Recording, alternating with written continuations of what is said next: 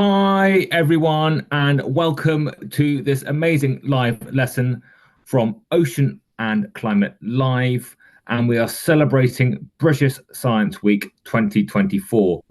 And it's my delight to welcome Ben and Tara to talk about how we have time, or what time we have to heal the sea. We've had so many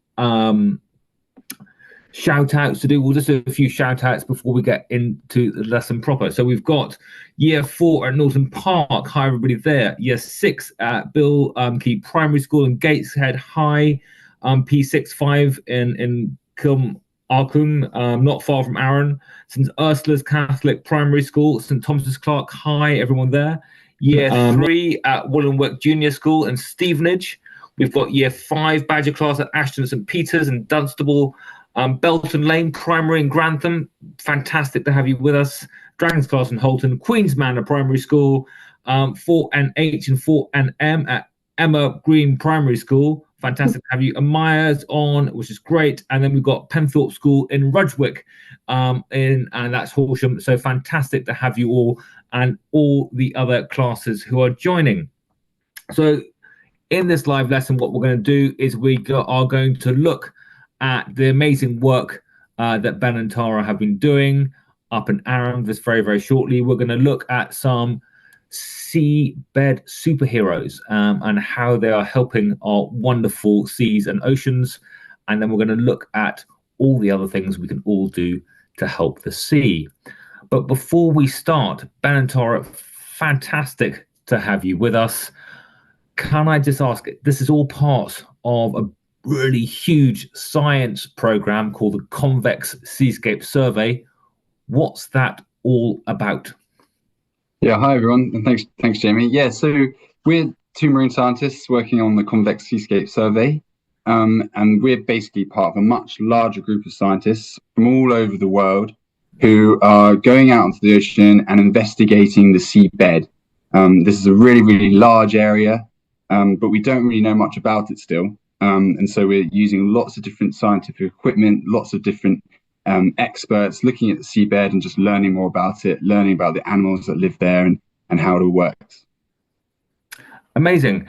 And just thinking through, I'm just trying to remember. Sorry, we're just going to have a little bit of a time out. Ellie, who's behind the scenes, is just working. I know some of you can't see the videos and comments coming through, and just checking the settings there to make sure that everybody can see it. So fingers crossed, do let us know on the chat if that's coming through. But fantastic.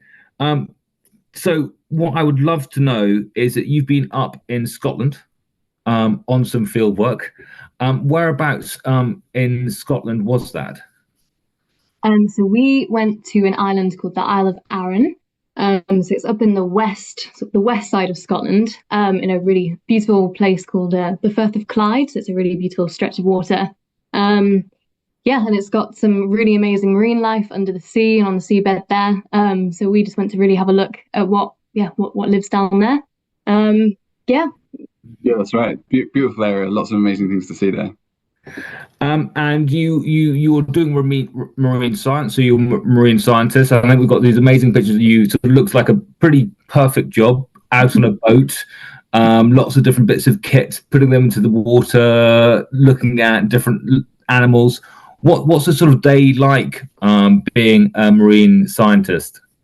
Yeah, so it really varies. Some days are amazing. A lot of the time, that's right. We do go out on the boat and we have perfect weather. We see dolphins, we see whales, we get a nice suntan, and everything goes perfectly well, and we collect all the data that we want to collect. And then other days, it's the exact opposite. We go out on the boat, it's swelly, it's windy, we're getting hailed on, the equipment breaks. But, those days are kind of just as exciting and just as interesting because it gives us these challenges, these problems that we have to overcome. And, it's generally just an awesome job. We love it, and we're really, really grateful to be part of this project and to be marine scientists generally. It's wicked. Amazing. And you go out on the sea, and I can see sort of things, pictures of mud you've had, and all those kinds of things that you sort of on the boat. Do you ever get to see what's underwater? Do you scuba dive, or how do you get to see what you're studying? Yeah, so we do scuba dive. So it's really fun. So yeah, it basically means that we can breathe underwater. So we can go down and swim around with all the life that lives down there. Sometimes we're looking at things that live really, really deep, so we can't actually physically get there ourselves. And then when that's the case, we've got some equipment that can actually help us see what's down there when we're still on the boat. So we can throw things like cameras or like underwater robots into the water and send them down to the seabed, and they sort of swim around and have cameras on them and yeah, show us what's living down there. But yeah, we both really enjoy diving. I think that's definitely a really fun bit of the job.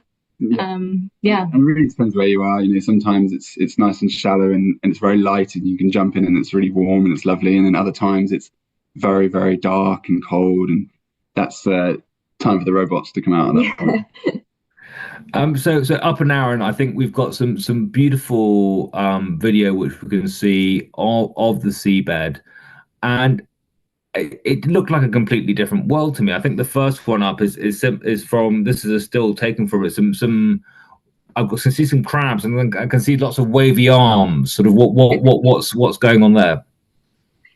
So yeah, those wavy arms belong to little creatures called brittle stars. So they're really similar to starfish, which you might know about. And as the name suggests, brittle, so they're quite fragile little things. They've got these really delicate arms. But yeah, they put them up into the air like that to feed. So they're taking bits of food from the water and putting them into their mouths. Yeah, and as you can see, there's loads of them there. So this is quite a healthy, quite a healthy bit of the seabed. We've got a couple of crabs in there as well. I think that's Tara's favourite crab. Oh. We're down in Cornwall here, and it reminds me of Cornish pasties, these crabs. So some people call them edible crabs because they look a little bit like pasty. Or even pasty crabs, that's what I call them. They've got these crimps around the outside, like a pasty, but yeah. Fantastic. It sounds wonderful. And there's a very sort of pink view I've got, so we can bring up. And something that looks like a sort of sea anemone sort of stuck in the middle. What's that? Is that another sort of like sea star, or what's going on in this clip? Yeah, so this clip's really cool. So there's a few different things going on here. That little thing in the middle that you mentioned that looks like an anemone is actually it's actually a cup coral. It's a type of coral. So it has the difference is it has a little skeleton around the side, so it's kind of lives inside of that. And then all around it looks kind of like sort of like seaweed, sort of bushy seaweed, red stuff, but that's actually a colonial animal as well. So that's it's called bryozoan. It's kind of a very strange type of animal, and if you look really, really closely at each one of those bushy bits, you'd essentially see tiny little organisms on their own, so all joined together. So we call that colonial animal. Wow. Those corals are like some of the only cold water corals that are around. They're usually really warm water species, so we're really lucky to have those. So cool. I think we've just got one last clip. This is just a very, very skittish looking fish skitting along the floor. Just does this introduce a fish into this whole thing? What's that one? Yeah, so this is a sole that we have here, and so they live on the seabed pretty much most of the time. You can see because it's really flat, it's really well designed. It's been evolved to crawl along the seabed. It can also, it's quite a strange looking fish. It's got its eyes on one side of its body. And that means what it can do, it can bury itself in on one side, disguise itself. You can see the color is very, very similar to the seabed itself. So it's kind of camouflaged. Predators won't necessarily be able to see it very well, but also its prey won't be able to see it very well. It means it can keep its eyes out while half of its body is buried, look out for things that it can either run away from or chase after. And he's just scuttling around there, having a bit of a time, running over some scallops as well. So really, really cool bit of fishes that, and we see those quite a lot in Arran, which is really, really nice to see. So very, very strange animal, but one of my favorites. Brilliant. And we've got this beautiful seabed and amazing creatures. Some I'd never heard of. Bryozoans is a new one for me. But we're talking in this first section about the impact of human activity. So what have people done to the seabed around Britain? And I think we've got an animation that shows one of the activities that can harm the seabed. So, can you let us know before sort of what this is showing, or what's happening? Yeah, sure. So for a very long amount of time now, in the UK especially, we've been fishing the oceans around the UK, taking fish out, and lots of different methods. But one of these is called bottom trawling. Okay. And that's what this animation here is describing.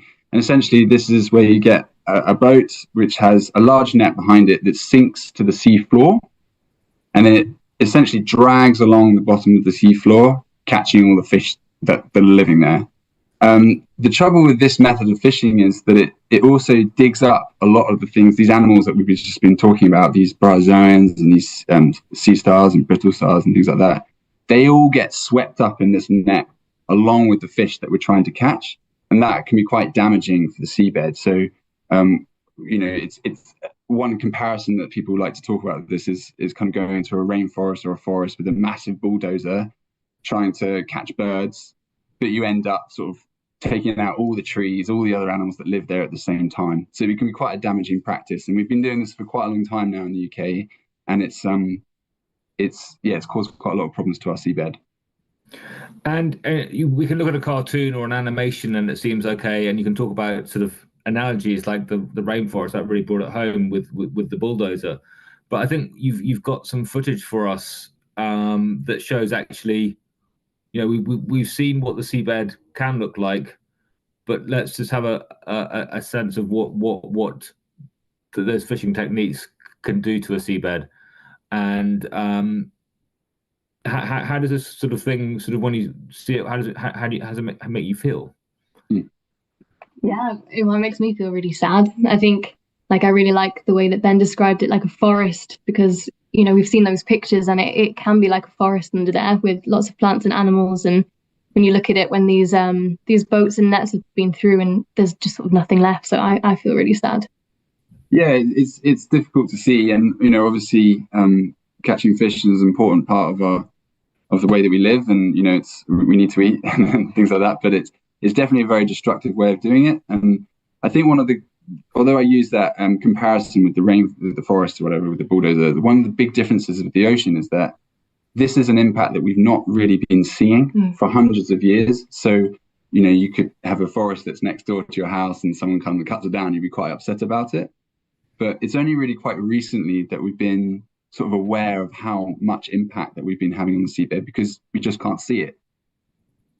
Brilliant. I was going to do a quick poll now, just to see it's coming up in the interaction box to the side of the video. So we'll give you a pause, a minute or so, just to sort of have a thinking in the class how this how did this change in the seabed makes you feel, and we'll come back and we'll talk about what can happen next.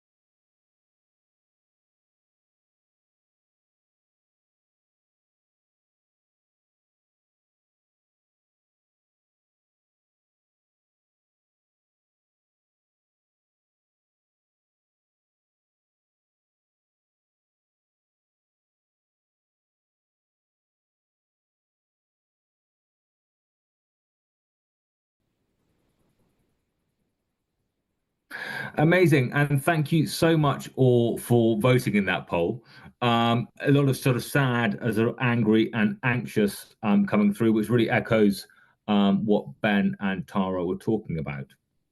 So for this next section of this live lesson, we're going to be looking at some of those wonderful creatures who can help. So our seabed superheroes. And we've got a great range of animals to talk about. Hopefully you've got the student sheet up. And so that will show you the animals we're going to be talking about. And as Ben and Tara give you a little bit of description, then you'll be able to make some notes there on these very, very cool creatures. Ben and Tara, we're going to start off with something that I thought only lived in my garden, a worm, but this one's a ragworm. After we've seen the sort of dredging coming through, what is the what happens then? Is the worm the first animal that comes in? Yeah, so basically what's happened after that dredge has come, or the trawls come through multiple times, a lot of these animals will have disappeared. And so you kind of got this sediment that's empty. There's nothing really living there anymore.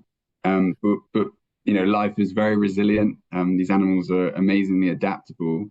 And what we can have is certain organisms will return to this kind of this substrate or this mud that's been turned over. They'll return first, and they're what we call pioneer organisms, and they're very, very sort of they're very fast breeders. They're very resilient. They're very adaptable, and they'll come first. And that usually is the worms. So yeah, we have this the ragworm here, in that slide there. If you can see, it's not actually my favorite animal. I'll defend them if you like. Yeah, well, yeah, Tara can talk about them and defend them, but yeah, these are very cool worms. So they're quite small, but they can grow to be quite big. I think. What did you say before? Yeah, they can get up to nearly 90 centimeters long, apparently. So it's pretty big. Really? That terrifies me personally. That now terrifies me as well.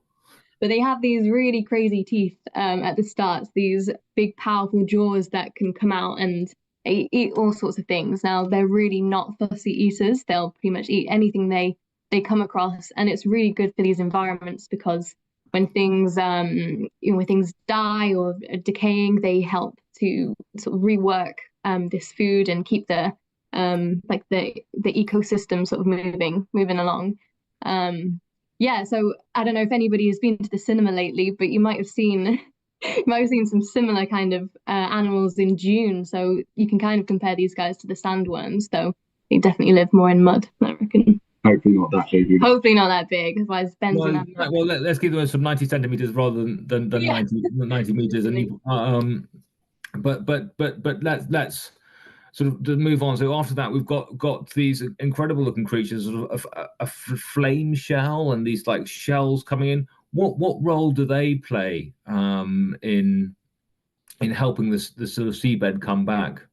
Yeah, so these guys are a great example. So yeah, as you say, they're called flame shells, and they can form, they can come back in really great numbers, so really large numbers, and they can actually form almost like beds of shells, and this actually changes the way what the seabed is made of in the first place. So you can go from quite a muddy seabed, very soft, then to this as these shells break up, they actually they change what the bed's made of.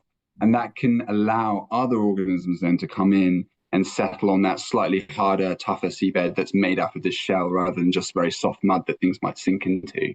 The flame shell is what we call a bivalve. So it has two. Actually, we got a little thing here. So this is not a flame shell. This is a scallop. It's actually two different scallops.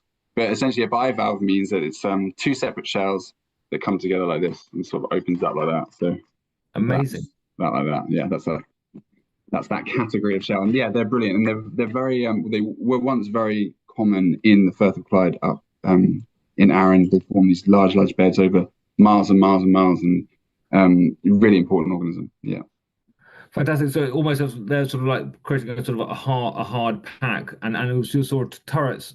Is it turret snail? I've seen lots of different names for these amazing spirally looking and they're a snail. Is that right? Yeah. That's right. Yeah. Just checking with each other. That's good. Yeah, so they're snail or gastropod, which how depending on what you want to call it. But yeah, so similar sort of thing. So they can come back in very large numbers, and they build these shells, and when they die, those shells break up, and they form that kind of hard pack as you described that other animals can then land on and grow out from. But and then we've got worms coming and mixing everything up. We've got the hard pack shell. It seems like sacrificing their skeletons for the greater good. What kind of timescales are we sort of talking about here? Yeah, so it's very difficult to say. So it's kind of a more well-known process on land because we can see that unfolding. We can just go out of our front doors and watch it happen. Whereas in the sea, it's very, very variable. It depends where you are. So if you're in the deep, sort of cold depths where it's very dark, maybe there's less things happening, less going on. It will take more and more time. So, maybe years, maybe decades, it would take for these things to recover. In shallower areas where there's more activity, it might be, a couple of years, things like that. But the other point about that which is really, really important for marine scientists, is that we don't really know because this environment has been affected by human beings for so long. We don't really know what they could eventually look like. We don't have an understanding of how good they could be, as it were. So it's kind of remains to be seen, and that's part of what the Convex Seascape Survey is aiming to do is to work out what these timescales might look like. Brilliant. And then we've got these funny little creatures, a sort of series of them. We've got a I think a sea pen. I've never heard of a sea pen. It looks like a sort of almost like a sort of old-fashioned quill type thing. Yeah, definitely. They're really, really beautiful. So they are animals, aren't they? Yeah. So they look really like plants, but again, they are actually animals, which is pretty cool. Yeah, they're very fragile organisms. So usually if you're seeing these on the seabed, it means, well, hopefully that hasn't been so disturbed in at least some amount of time. And on these, you can see these branches coming out either side, and they're basically capturing food from the water. So as the currents come through, these little spines will be capturing little bits of food in the water column, and they'll be eating those. Very cool animal. It doesn't look like much, but they're doing a lot. Brilliant. And then there's a sort of rather sort of odd translucent looking thing going on, which is I'm not quite sure. It says sea squirt for me. I've got that's just like I think you've made this one up. Yeah, looks like an alien sort of thing stuck to the bottom of the sea. Definitely very alien looking, and their name is really descriptive because they can sort of squirt water in and out of their bodies, which I guess is where that name comes from. Yeah, that's right. They have what's called a siphon on the top there, and it's basically just their whole body acts like a pump, and so they'll be pumping water through. Yeah, it really varies. So these guys are only small, but they can get sort of maybe half a meter high, depending on the species. Yeah. And with this sort of sea pen and the sort of and the sea squirt, is that sort of forming a sort of like mat of life on the bottom of this? We've had the sort of worms doing their thing, and then we've got the hardness of the shell, and then we've got this sort of mat of sort of like a big shaggy carpet of life. Yeah, that's exactly right. These organisms can all pack in very tightly together. So loads of different types can all live quite closely together. And the sea squirt, especially, kind of needs that harder bottom to be able to settle on. They need to be able to fix on something so they don't get washed away. And so that kind of shell is really, really important so they can establish themselves on the bottom there. And so they'll be doing their thing. They'll be essentially pumping water. So they've got their own sort of what we'd call a function, their own activity that they contribute, a role, that they contribute to the wider community that lives there, and their contribution is filtering water. Sponges do a very similar thing. They filter lots of water. Everyone has their role in this community. And they can if they're left alone, form very, very dense packs. So I'm seeing how we've gone from this barren sort of like landscape, and we're sort of slowly building it up. And the last ones we've got are the ones we saw in the video, and the ones behind me, the brittle stars. How do they start to bring life all back together again? Yeah, that's right. So, I mean, brittle stars themselves can form what we call a brittle star bed. So they would be sort of stacked on top of each other. Thousands and thousands of them can be spread over a really, really quite large area. And again, they're sort of, as they're feeding, they're taking little bits out of the water column, eating those. They're then dying, and that sort of contributes to creates food for other organisms that are living inside the sea. So there's worms and things like that are living underneath them. They will then get food from them. So it's all kind of, everyone has this sort of their place in this system, and brittle star beds are a really, really amazing example of how dense that life can get on the seabed. And I mean, it's amazing because we've gone from something that looks like a plowed field to something that's sort of heaving. Did you say thousands of brittle stars in this small amount, just making almost a complete mat and providing food and the cycle of life going on?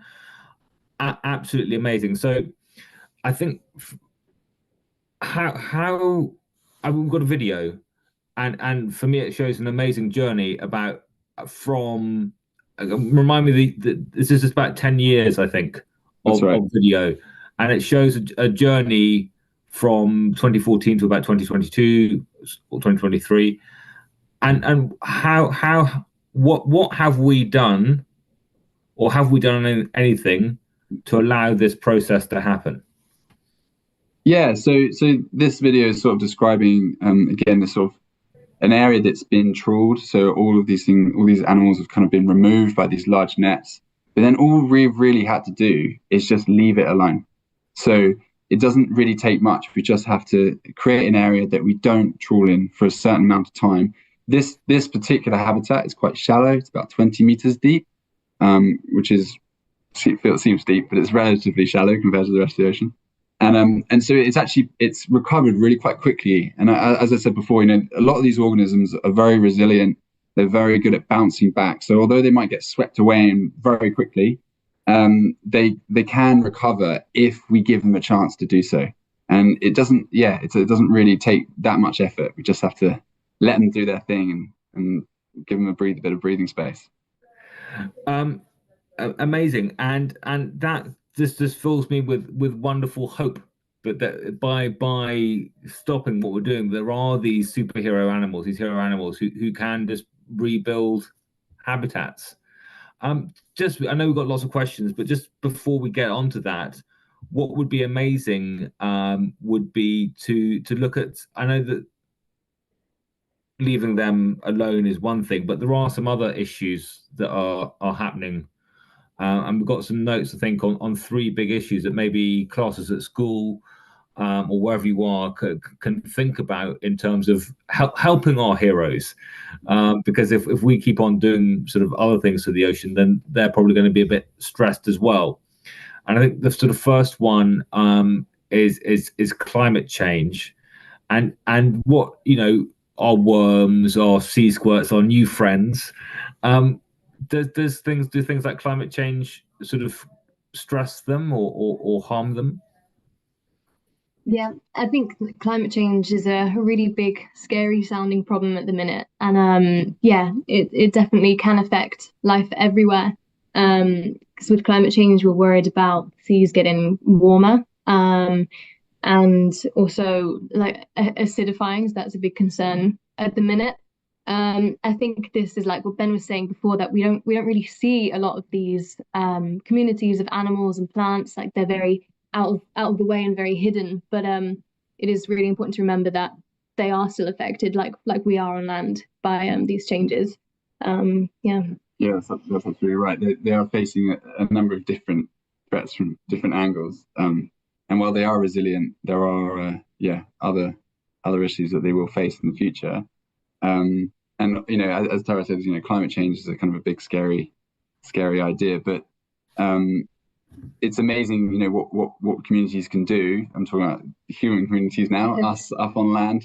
to sort of tackle these problems. And you can do loads to make people aware of the issue. Talk to people in your schools, maybe a headmaster, local councils, things like that. And we have examples of young people in the world today who have done amazing things, putting loads and loads of pressure on the people that matter to make the changes that we need to see to protect these communities in the sea. Amazing, and thank you, Ben. But the second one we have is sort of, we've got a picture of food, and I know that food is probably one of the sort of biggest areas that you can sort of make a difference with, but it also really relates to sort of eating, seafood or eating meat or eating vegetables. How does what we eat affect a sea pen, for instance? Yeah, I mean that's right. It's a funny sort of connection, isn't it? When you go to the supermarket, you're affecting a sea pen in Scotland at 100 meters in the dark. But that is actually, unfortunately, absolutely the case. As we mentioned before, that fishing practice of trawling is one of the main ways in which we collect our seafood, collect our fish. And so, one thing you can do on a personal level is, I think, is just make that connection. On the one hand, I think that's really, really important. It's just when you're making these decisions from day to day, you can just think about where this came from in the process, but not just about yourself, but talk to other people as well, and communicate with people that can make maybe bigger changes. So where that might be your parents or again, other people in your school, your headmaster, and things like that. So I think the more young people are just consciously thinking about where their food is coming from, that's going to have a huge impact in the future as this generation grows up, and it's going to change everything, I think. Yeah. I think as well, like you don't have to give up all of these things, and especially not all at once. You can make really small changes, just one day a week, or just one item of food. You can just make little changes, and that's better than doing nothing. Absolutely. Perfect. And then the last one is one that I know that a lot of our schools are sort of concerned about, and that's looking at plastic pollution. And it's obviously been in the media and the news a lot. When you're out in these type of areas, do you see evidence of plastic pollution in these types of areas? Absolutely, yeah. We see plastic all the time when we're out on the boat. We've both worked in very remote areas around the world. As we've been marine scientists, we've worked in tiny islands off in the middle of the ocean. Not a human being for 1,000 miles, kind of thing, and we still see plastic washing up on the shore. So it's a really extensive problem, the plastic pollution issue, but it's also one of the most easily solved.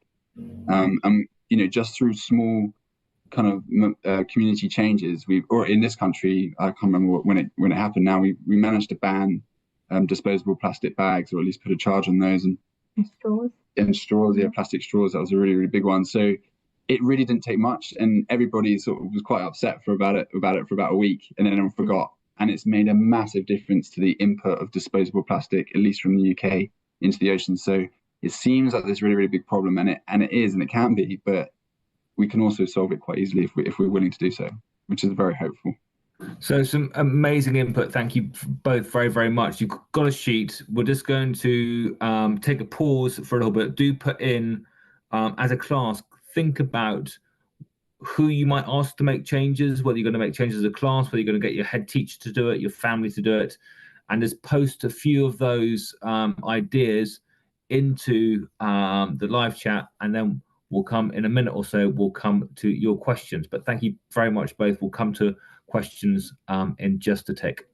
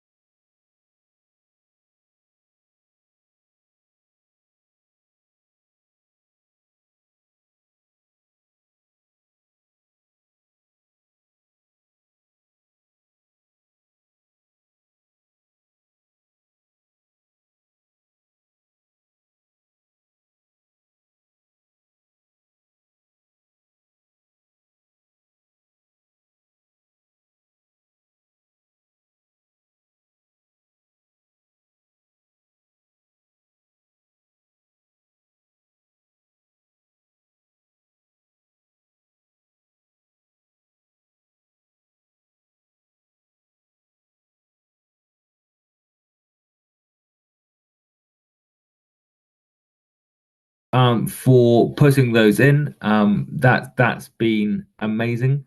And we've got some great things like getting on the sort of vegan vegetarian side. The diet side, 1 or 2 days a week seems to be a big one. So thank you very much, Tara, for suggesting that. And I'm sure you've got some other great ideas too.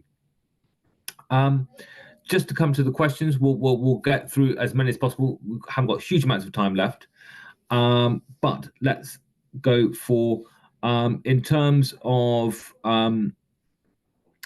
we've plastic pollution.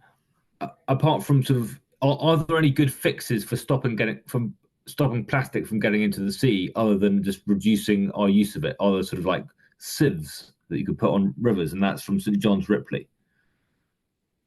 Yeah, absolutely. That's if you can stop the problem at its source, that's brilliant.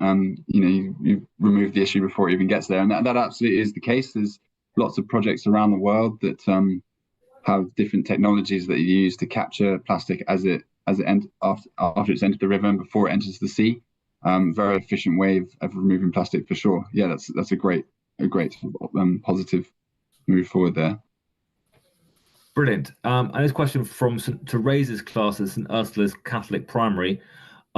We've talked a lot about the effect of water pollution on nature. What about for humans? Does water pollution harm humans as well? They would like to know. Yeah, it definitely can do. I think, and one way that's really important for us by the coast surfers and divers, and it is a constant kind of thing that's talked about, especially in the winter when it's raining a lot. So, yeah, big issue. Yeah. Thank you. This is from St Christopher's. How many different types of fish are there around the UK? And I know that it's a really horrible thing to ask, because marine scientists, you could probably tell me all about bryozoans or sea squirts, and a fish expert wouldn't know about fish. But are we losing the number of different fish? I mean, we've talked about issues of the tiny animals in the seabed. Is that affecting fish as well? Yeah, definitely. Well, these are amazing questions, and I think it's always really good for us as well to be given tough questions. They make us think. Yeah, Ben, have you got any idea how many fish there are? I'm not sure exactly. It's probably a little under 200 fish species in the UK. I imagine somewhere around that. And it really depends as well, because you can have some fish that come from elsewhere that are called invasive species, so they don't necessarily belong here. So it kind of varies quite a bit. So, I mean, maybe there's more than 200. So definitely a fair few. But yes, these fishing practices that we're talking about, this trawling and things like that, do remove large amounts of fish. I mean, that's the thing that's really aiming for is the fish that we're sort of aiming for our food. So where we were again in Arran is a really, really great example of how fishing can massively what we call deplete the fish populations there. So at one time there were loads and loads of different species around Arran and thousands of individuals. And now those fish just aren't there anymore. They don't exist there anymore. Yeah, it sort of changes where they live. So if you're really disturbing their homes, then you might see, you'll lose some of those fish, but then they'll also move to other places where they can live. So, and by bringing back the seabed and by stopping fishing practices, we also help the fish come back. Yeah, definitely. Great, good news all round. Good. Have we recently made any proper improvements about looking after the sea? Or are we actually starting to change? And that's from 4NH. Yeah, I mean, so around the UK, we've got a lot of areas that are protected. So we say protected because you can't do these types of fishing there that we've talked about today, so the dredging. I think over time we're protecting these places more, so like really making sure that you can't fish there, because sometimes we say that they're protected and people can still sneak in and stuff like that. So I think that's something that is changing and will change more into the future. I think Ben mentioned as well earlier that it is a little bit of a balance, because for people fishing, it's their jobs, it's their livelihoods, and we do eat fish. It's a really important food source to a lot of people around the world. So it's just all about finding this balance between the two activities. Yeah, which I think we are doing more and more. And we have some great success stories as well from more specific conservation attempts. So when we think about whales, for example, it's one of the example of a really, really amazing success story. Whales were unfortunately hunted for a long time, up until sort of quite recently. And since we've stopped hunting whales, certain species like the humpback whale, which is that amazing kind of whale that jumps out of the water and makes these amazing shows, they've come back in really, really well. So we've stopped hunting them, and loads of them have returned. So we know that this kind of concept of leaving these animals alone, letting them recover by themselves, does work with these examples of successes. So it's fantastic to hear that. There's two questions I think we just got time for. One mini question and one big question. The mini question is about eating fish. So it's really confusing that when we hear about destructive fishing practices, where we hear about what's happening to the seabed, and yet we've got also some people calling some fish sustainable. Mm-hmm. And it's a very mixed message for young people. Is there anything that you could say that would make that simpler? Is that your big question or little question?